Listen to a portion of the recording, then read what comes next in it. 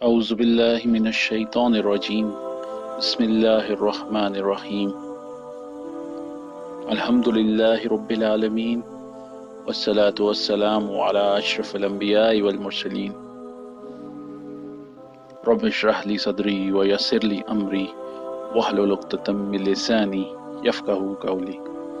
السلام علیکم ورحمۃ اللہ وبرکاتہ۔ آج میں آپ سے جس موضوع کے حوالے سے بات کرنا چاہوں گا وہ ہے کہ لوگوں سے نجی اور عوامی سطح پر رابطہ کرنا۔ لوگوں سے نجی اور عوامی سطح پر رابطہ کرنا رسول اللہ صلی اللہ علیہ وآلہ وسلم کے طریقہ کار کا لازمی حصہ ہے۔ لوگوں سے نجی اور عوامی سطح پر رابطہ کرنا ایک اہم اور مقدس عبادت ہے جس پر اللہ سبحانہ و تعالی اجر عطا فرماتے ہیں۔ اللہ تعالیٰ نے اپنی مقدس کتاب قرآن میں حضرت نوح علیہ السلام کا ذکر فرمایا کہ انہوں نے اپنے رب سے لوگوں کے ناروا جوابات کا ذکر فرمایا، اور یہ کہ کس طرح وہ ان جوابات کا صبر و تحمل کے ساتھ طویل عرصے سے سامنا کر رہے ہیں، جو کہ تقریباً 950 سال کا عرصہ بنتا ہے۔ انہوں نے بتایا کہ کس طرح وہ معاملات کو کھول کھول کر بیان کر رہے ہیں اور لوگوں کو ہدایت کی راہ کی جانب بلا رہے ہیں۔ اللہ سبحانہ و تعالیٰ نے یہ بھی بتایا کہ نوح علیہ السلام کس قدر استقامت کے ساتھ لوگوں سے نجی اور عوامی مقامات پر ملتے رہے۔ اللہ تعالیٰ نے فرمایا، پھر میں نے انہیں بآواز بلند بلایا اور بے شک میں نے ان سے اعلانیہ بھی کہا اور چپکے چپکے بھی۔ سورہ نوح آیت نمبر 8 اور 9۔ لوگوں سے یہ رابطہ ایک سنجیدہ طریقہ کار کے تحت کیا گیا اور اس کے لیے شدید جد و جہد کی گئی، اور اس کی وضاحت نوح علیہ السلام کے اس جواب سے ملتی ہے جو انہوں نے اپنے رب کو اپنے کام کی وضاحت کرتے ہوئے کہا کہ اے میرے پروردگار، میں نے اپنی قوم کو رات دن تیری طرف بلایا۔ سورہ نوح آیت نمبر 5۔ یعنی میں اس بات سے دستبردار نہیں ہوا کہ انہیں دن رات بلاؤں اور آپ کے حکم کی پیروی اور اطاعت کی۔ اس کے علاوہ رابطہ کرنے کے دوران لوگوں کے جوابات کا بہت گہرا مشاہدہ کیا گیا، چاہے وہ انتہائی درست جوابات ہی کیوں نہ ہوں۔ نوح علیہ السلام نے کہا، میں نے جب کبھی انہیں تیری بخشش کے لیے بلایا، انہوں نے اپنی انگلیاں اپنے کانوں میں ڈال لی اور اپنے کپڑوں کو اوڑھ لیا اور اڑ گئے اور بڑا تکبر کیا۔ سورہ نوح کی آیت نمبر 7۔ یعنی انہوں نے کانوں میں انگلیاں اس لیے ڈال لیں کہ وہ سن ہی نہ سکیں۔ یہ عمل ویسا ہی ہے جس کا ذکر اللہ نے قریش کے متعلق کیا، جنہوں نے رسول اللہ صلی اللہ علیہ وآلہ وسلم کی دعوت کو مسترد کیا تھا۔ اور اللہ سبحانہ تعالیٰ نے فرمایا، اور کافروں نے کہا، اس قرآن کو سنو ہی مت اور بیہودہ گوئی کرو، کیا عجب کہ تم غالب آ جاؤ۔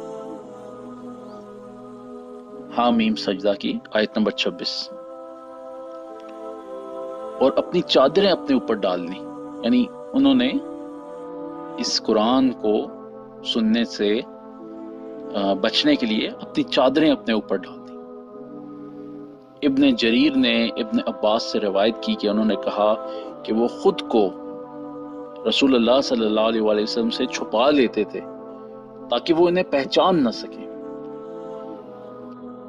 ابن جبیر اور اسسودی دونوں نے کہا کہ وہ سروں کو ڈھانپ لیتے تھے تاکہ وہ سن نہ سکیں جو آپ صلی اللہ علیہ وآلہ وسلم فرما رہے ہوتے تھے۔ اللہ سبحانہ تعالیٰ نے اس صورتحال کی مزید وضاحت اس طرح فرمائی کہ اور وہ اپنے طرز عمل پر چلتے رہے، یعنی انہوں نے اللہ کے ساتھ دوسروں کو شریک کرنے اور کفر کے عمل کو جاری و ساری رکھا اور اللہ سبحانہ و تعالی نے فرمایا اور وہ اڑ گئے اور بڑا تکبر کیا، یعنی انہوں نے سچ سننے اور اس پر چلنے سے انکار کر دیا۔ اور پھر ایک گہرے مشاہدے اور سوچ و بچار کے بعد مزید رابطہ کرنے کے متعلق سوچا گیا، اس وقت بھی جب لوگوں کے جوابات انتہائی منفی اور مایوس کن ہوتے تھے۔ ایمان والے صورتحال سے دل برداشتہ نہیں ہوتے تھے۔ لوگوں سے نجی اور عوامی سطح پر رابطہ کرنے کے عمل کو روکا نہیں گیا، بلکہ اس بات پر سوچ و بچار کی گئی کہ کس طرح لوگوں تک اس پیغام کو پہنچایا جائے کہ وہ اس کو سمجھ سکیں اور اس کو قبول کر لیں۔ انہوں نے اس پیغام کو مضبوطی کے ساتھ دنیا کی زندگی کے مقصد کو سامنے رکھتے ہوئے بیان کیا۔ اللہ سبحانہ تعالیٰ فرماتے ہیں کہ نوح علیہ السلام نے اپنی قوم کو اچھے دلائل کے ساتھ پکارا، اور تمہیں خوب پے در پہ مال اور اولاد میں ترقی دے گا، اور تمہیں باغات دے گا، اور تمہارے لیے نہریں نکال دے گا۔ سورہ نوح آیت نمبر 12۔ یعنی اگر تم اللہ سبحانہ و تعالیٰ سے اپنے عمل پر شرمندگی کا اظہار کرو، معافی مانگو اور اس کی اطاعت کرو، تو وہ تمہاری دولت میں اضافہ کر دے گا اور آسمان سے تم پر بارش برسائے گا۔ اللہ تمہارے لیے زمین کے خزانے کھول دے گا اور تمہاری فصلوں کو بڑھا دے گا۔ اللہ تمہارے مویشیوں میں اضافہ کرے گا اور تمہاری دولت اور اولاد میں مزید اضافہ کر دے گا۔ یعنی اس کا مطلب یہ ہے کہ اللہ تمہیں مزید دولت، اولاد اور باغوں سے نوازے گا جن میں طرح طرح کے پھل لگے ہوں گے، اور اللہ دریاؤں کے پانی کا رخ ان باغات کی جانب موڑ دے گا۔ یہ ہے پیغام کو پہنچانے کا طریقہ کہ لوگوں کے لیے اس میں حوصلہ افزائی موجود ہو، لیکن پھر اللہ نے دعوت کو رد کیے جانے کی صورت میں ہونے والے نقصان کا ذکر کر کے اپنی بات کو متوازن کیا۔ اللہ نے فرمایا تمہیں کیا ہو گیا ہے کہ تم اللہ کی برتری کا عقیدہ نہیں رکھتے۔ سورہ نوح آیت نمبر 13۔ اسی طرح ابن عباس نے فرمایا کہ کیوں تم اللہ کی عظمت کا اظہار نہیں کرتے جس کا وہ حقدار ہے، یعنی کیا تمہیں اس کے عذاب اور غضب کا کوئی خوف نہیں؟ ہمارے پیارے رسول محمد صلی اللہ علیہ وآلہ وسلم نے بھی لوگوں کو نجی اور عوامی سطح پر دعوت دی، لہٰذا ہم دیکھتے ہیں کہ رسول اللہ صلی اللہ علیہ وآلہ وسلم لوگوں کو نجی سطح پر ملاقاتیں کرنے کے لیے اپنے معمول کے پروگراموں میں بلاتے تھے۔ رسول اللہ صلی اللہ علیہ وآلہ وسلم نے سب سے پہلے اپنی زوجہ حضرت خدیجہ رضی اللہ عنہا کو دین کی دعوت دی، جو انہوں نے قبول کر لی۔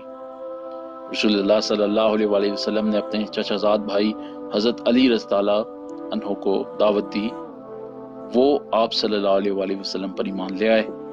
پھر آپ صلی اللہ علیہ وآلہ وسلم نے اپنے غلام زید رضی اللہ عنہ کو دعوت دی اور وہ بھی آپ پر ایمان لائے۔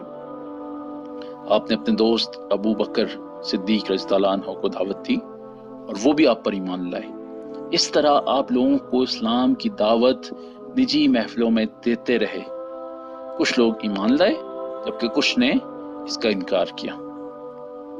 اس دعوت کے نتیجے میں کئی لوگ ایمان لائے اور ان کی تعداد اس قدر ہو گئی کہ قریش کے لوگوں میں اسلام اور مسلمانوں کے متعلق ایک بات چیت ہونے لگی۔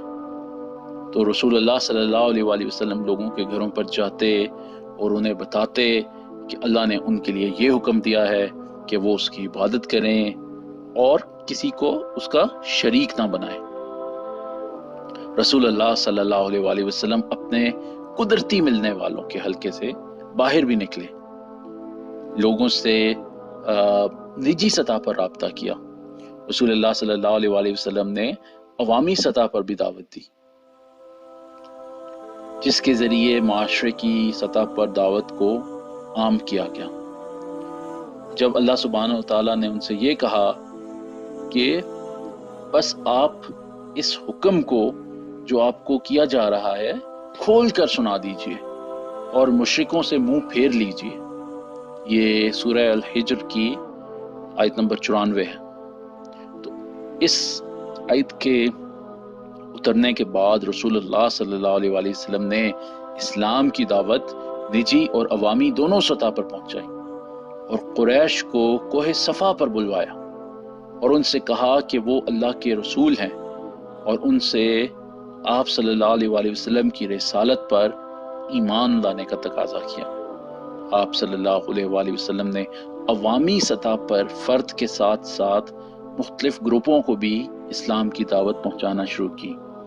آپ کا عوامی رابطہ کرنے کا انداز متحرک اور طاقتور تھا۔ آپ صلی اللہ علیہ وآلہ وسلم نے عوامی سطح پر قریش کی ان کے خداؤں، عقائد اور افکار کی مخالفت کی اور ان میں موجود جھوٹ، غلطی اور بدعنوانی کو واضح کیا۔ آپ صلی اللہ علیہ وآلہ وسلم نے عوامی سطح پر ان عقائد پر حملہ کیا اور اس وقت کے ان تمام عقائد و افکار کو حملے کا نشانہ بنایا جو اسلام کے مخالف یعنی کفریہ تھے۔ قرآن کی آیات ایک کے بعد ایک مسلسل آپ صلی اللہ علیہ وآلہ وسلم پر نازل ہوئیں جو خاص عقائد اور افکار سے متعلق تھی، اور ان میں کفار کے مختلف طریقہ کار کو سخت تنقید کا نشانہ بنایا گیا تھا، جیسا کہ سود لینا، بچیوں کو پیدا ہوتے ہی قتل کر دینا، دھوکہ دہی، ناپ تول میں کمی اور بدکاری وغیرہ۔ ان آیات میں قریش کے سرداروں، ان کے آباء و اجداد اور ان کی عقل کو سخت تنقید کا نشانہ بنایا گیا، بلکہ ان کی تصدیق کی گئی، اور رسول اللہ صلی اللہ علیہ وآلہ وسلم اور ان کے اصحاب کے خلاف ان کی سازشوں کو بے نقاب کیا گیا۔ آپ صلی اللہ علیہ وآلہ وسلم نے یہ تمام کام بغیر کسی مادی وسائل اور اسلحے کے صرف ایک ہی چیز پر بھروسہ کرتے ہوئے اکیلے تنہا کیا، اور وہ تھا اسلام کے پیغام پر مکمل ایمان، اعتماد اور بھروسہ۔ رسول اللہ صلی اللہ علیہ وآلہ وسلم نے صحابہ کرام رضوان اللہ اجمعین کی جانب سے کیے جانے والے نجی اور عوامی رابطوں کی بھی بذات خود نگرانی کی، لہذا آپ صلی اللہ علیہ وآلہ وسلم نے ابو بکر رضی اللہ عنہ کی جانب سے کی جانے والی نجی ملاقاتوں کی نگرانی کی۔ ابو بکر صدیق کو اپنے لوگوں میں بہت عزت اور بہت احترام کی نظر سے دیکھا جاتا تھا، اور وہ لوگ ان کی موجودگی کو پسند کرتے تھے اور ان سے اپنے مسائل کے حل کے لیے مشورے کیا کرتے تھے۔ ابو بکر رضی اللہ عنہ نے اپنے اثر و رسوخ کو عثمان بن عفان، زبیر بن العوام، عبد الرحمن بن عوف، سعد بن ابی وقاص اور طلحہ بن عبید اللہ رضوان اللہ اجمعین کو اسلام اختیار کرنے کے لیے استعمال کیا۔ ابو بکر ان تمام لوگوں کو رسول اللہ صلی اللہ علیہ وآلہ وسلم کے پاس لائے، جہاں انہوں نے اپنے ایمان لانے کی تصدیق کی اور نماز ادا کی، اور رسول اللہ صلی اللہ علیہ وآلہ وسلم نے عوامی سطح کے رابطوں کی بھی نگرانی پوری توجہ کے ساتھ کی۔ تو مصعب بن عمیر رضی اللہ عنہ کو مدینہ بھیجا گیا، جنہوں نے ایسا زبردست کام کیا کہ 1 سال میں ہی مدینہ پہلی اسلامی ریاست بننے کے لیے تیار ہو گیا۔ اس بات کے باوجود کہ تعداد انتہائی کم تھی، لیکن پھر بھی یہ ممکن ہوا۔ صرف ایک صحابی رسول صلی اللہ علیہ وآلہ وسلم، مصعب بن عمیر رضی اللہ عنہ کی لوگوں سے مسلسل ملاقاتیں کافی ثابت ہوئی کہ مدینہ اور اس کے معاشرے میں موجود افکار و جذبات مکمل طور پر بدل گئے۔ مدینہ کے عوام کی اکثریت نے اسلام قبول کر لیا، اور اسلام نے مدینہ کے معاشرے پر بحیثیت مجموعی زبردست اثر ڈالا، اور ان کے افکار و جذبات مکمل طور پر تبدیل ہو گئے۔ یہ مثال واضح کرتی ہے کہ جب افراد اسلام قبول کرتے ہیں اور وہ لوگوں سے زبردست طریقے سے ملاقاتیں کرتے ہیں تو معاشرے کے اکثریتی افراد میں ایک زبردست اثر پیدا ہوتا ہے۔ یہ مثال یہ بھی واضح کرتی ہے کہ اگر لوگوں کے درمیان موجودہ تعلقات پر افکار و جذبات اثر انداز ہوں تو وہ مطلوبہ تبدیلی کی جانب لے جاتی ہیں، چاہے اس دعوت کے داعی کتنے ہی کم تعداد میں ہی کیوں نہ ہو۔ مدینہ کے لوگوں نے اپنے افکار میں موجود گمراہی کو جان لیا تھا، اور وہ حق بات اور ایک دوسرے طرز زندگی کو جاننے کی کوشش کر رہے تھے۔ یہی وجہ ہے کہ مصعب بن عمیر کو مختصر وقت میں ہی اس دعوت کے متعلق مثبت جوابات ملنے لگے، وہ عوامی سطح پر لوگوں کو اسلام کی دعوت دیتے اور اسلام کے تصورات اور احکام کو کھول کھول کر بیان کرتے تاکہ وہ اسلام کو اچھی طرح سے سمجھ جائیں۔ وہ لوگوں کے فوری رد عمل کو محسوس کر سکتے تھے اور انہوں نے لوگوں میں اسلام کو اختیار کرنے اور دین اسلام کو سیکھنے اور سمجھنے کی چاہت اور تیزی کو دیکھا، اور اس صورتحال کو دیکھ کر وہ باغ باغ ہو جاتے تھے۔ انہوں نے اسلام اور مسلمانوں کی تعداد کو بڑھتے اور پھیلتے ہوئے دیکھا، اور اس بات نے ان کی ہمت بڑھائی کہ وہ مزید اس دعوت کے لیے اپنی کوششوں میں اضافہ کریں۔ اور رسول اللہ صلی اللہ علیہ وآلہ وسلم نے عوامی رابطوں کے معاشرے پر اثرات کا بڑے قریب سے مشاہدہ کیا۔ جب حج کا وقت آیا تو مصعب رضی اللہ عنہ مکہ آئے اور رسول اللہ صلی اللہ علیہ وآلہ وسلم نے ان سے مدینہ کے مسلمانوں کی صورتحال اور ان کی بڑھتی ہوئی تعداد اور اسلام کی شان و شوکت اور اس کے پھیلاؤ کے متعلق سوالات کیے تاکہ مدینہ کے معاشرے کی صورتحال کو جان سکیں، اور یہ کہ لوگ رسول اللہ صلی اللہ علیہ وآلہ وسلم کے متعلق کیا باتیں کر رہے ہیں اور اسلام نے کس قدر ان کی روزمرہ کی زندگی میں مرکزی کردار حاصل کر لیا ہے۔ مصعب بن عمیر رضی اللہ عنہ نے مسلمانوں کی تعداد اور ان کی طاقت کے متعلق معلومات رسول اللہ صلی اللہ علیہ وآلہ وسلم کو فراہم کی، جن معلومات کے مطابق اسلام مدینہ کی سب سے با اثر طاقت بن چکا تھا۔ انہوں نے رسول اللہ صلی اللہ علیہ وآلہ وسلم کو چند مسلمانوں کے متعلق زیادہ تفصیل سے معلومات فراہم کی، جن کا ایمان مضبوط اور اسلام کی دعوت کو پہنچانے اور اللہ کے دین کا دفاع کرنے کی خواہش پہلے سے کہیں زیادہ ان کے دلوں میں ہو چکی تھی۔ آج پاکستان کے معاشرے میں اسلام سے متعلق انتہائی مضبوط رائے عامہ کو بہت آسانی سے محسوس کیا جا سکتا ہے۔ پاکستان کے لوگوں نے جمہوریت اور آمریت کے جھوٹ اور اس کے دھوکے کو جان لیا ہے، اور وہ اب اسلام کی جانب دیکھ رہے ہیں۔ اب یہ بات حیران کن نہیں رہی کہ جب کسی شخص سے پہلی بار ملاقات ہوتی ہے تو وہ خلافت کی چاہت کا اظہار کرتا ہے، نہ کہ جمہوریت کے لیے۔ لوگ اسلامی انقلاب اور اسلام کے نفاذ کی ضرورت کے متعلق بات کر رہے ہیں، بلکہ اب تو وہ خود سے ہی مختلف مسائل کا اسلام سے حل بھی پیش کرنے کی کوشش کرتے نظر آتے ہیں۔ لوگ اسلام کے داعیوں سے اس بات کا تقاضا کرتے ہیں کہ وہ معاشرے کو درپیش مختلف مسائل اور واقعات سے متعلق اسلام کا نقطہ نظر پیش کریں، اور پھر وہ ان آراء کو جس حد تک ممکن ہوتا ہے آگے پیش بھی کرتے ہیں۔ اس کے علاوہ پاکستان میں الحمدللہ اب خلافت کے لیے کام کرنے والی جماعت اور اس کی کامیابی کی خواہش کے متعلق بات چیت بھی عام ہوتی جا رہی ہے۔ اس زبردست ماحول میں اس پیغام کے داعیوں کے لیے ضروری ہے کہ وہ لوگوں سے روابط قائم کرنے کی کوششوں میں مزید تیزی لے کر آئیں۔ وہ یہ کوشش لوگوں کے ساتھ صرف ان کے قدرتی ماحول میں انفرادی یا گروہوں کی صورت میں نجی رابطے تک محدود نہیں ہونی چاہیے، بلکہ اس کو آگے بڑھاتے ہوئے اس تعلق کو عوامی سطح پر لے جانا ضروری ہے، تاکہ اس دعوت کے لیے ہموار ہونے والی رائے عامہ اور آگاہی کو مزید مضبوط و مستحکم کیا جا سکے۔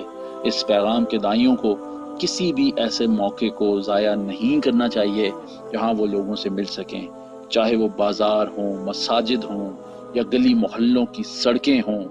مسلمانوں کے مسائل کے حوالے سے اسلام کی بنیاد پر بننے والی داعی کی رائے ہر اہم مجلس اور اجتماع میں جانی چاہیے۔ لوگوں سے رابطے قائم کرنے کی کوشش ایک جامع منصوبے اور بھرپور قوت کے ساتھ ہونی چاہیے، اور اس بات کا خیال رہے کہ یہ کام ایک معمول کا کام کسی صورت نہ بن جائے، ورنہ اس کام میں جان ختم ہو جائے گی۔ لوگوں سے رابطے قائم کرنے کی کوشش کے بعد لوگوں کے جوابات پر سوچ و بچار کرنے کی بھی ضرورت ہوتی ہے، تاکہ یہ جانا جا سکے کہ یہ لوگ کس بات کو ابھی تک سمجھ نہیں سکے اور کس بات کو سمجھ چکے ہیں، اور پھر اس بات کو جاننے کے بعد دلائل تیار کیے جائیں جس کے نتیجے میں لوگ ان مسائل کو صحیح تناظر میں سمجھ سکیں اور واضح طور پر اسلام کے ساتھ جوڑ سکیں۔ بلکہ ان باتوں سے لوگوں کو آگاہ کرنے کے لیے بہترین جگہ اور بہترین وقت کے انتخاب کو بھی ملحوظ خاطر رکھا جائے تاکہ عوامی رابطے کے اثرات کو زیادہ سے زیادہ وسیع کیا جا سکے۔ لوگوں سے مضبوطی سے روابط پیدا کرنے کا عمل اور لوگوں کا اس پیغام کے متعلق رد عمل کا مشاہدہ وہ چیز ہے جو ایک داعی میں جوش و جذبہ پیدا کرتا ہے، نہ کہ اس کا علم یا تجربہ۔ لوگوں سے مضبوط تعلق پیدا کرنے کی کوشش ہی اس کو اس بات پر مجبور کرتی ہے کہ وہ مزید علم حاصل کریں تاکہ لوگوں کے سوالات کا جواب دے سکے، اور ان تمام باتوں سے بڑھ کر لوگوں سے روابط پیدا کرنے کی کوشش اس مقصد اور اس پیغام پر مکمل اعتماد کے ساتھ ہونی چاہیے، اور اس بات پر ایمان کے ساتھ کہ اس عمل کا نتیجہ اور اجر صرف اور صرف اللہ سبحانہ و تعالیٰ کے ہاتھ میں ہے۔ یہ تمام اعمال اختیار کرنے سے انشاءاللہ لوگوں کی آگاہی کے پیمانے میں تیزی سے اضافہ ہوگا، خلافت کے قیام کا منصوبہ تیزی سے اپنے منزل کی جانب بڑھتا چلا جا رہا ہے، اور لوگ بھی اس کے جلد قیام کو محسوس کر رہے ہیں، چاہے ان کا تعلق اس امت سے ہو یا وہ جو اس منصوبے کے مخالف ہیں۔ لہٰذا مسلمانوں کو چاہیے کہ وہ اپنی کوششوں میں مزید تیزی لے کر آئیں اور معاشرے کو خلافت کے قیام سے قبل جس قدر مضبوط کیا جا سکتا ہے کیا جائے۔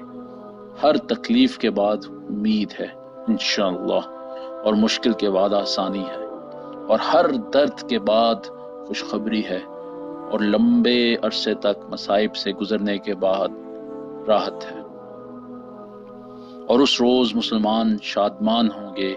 اللہ کی مدد سے وہ جس کی چاہتا ہے مدد کرتا ہے، اصل غالب و مہربان وہی ہے۔ سورہ روم آیت نمبر 4-5۔ جزاکم اللہ خیر، وآخر دعوانا ان الحمد للہ رب العالمین۔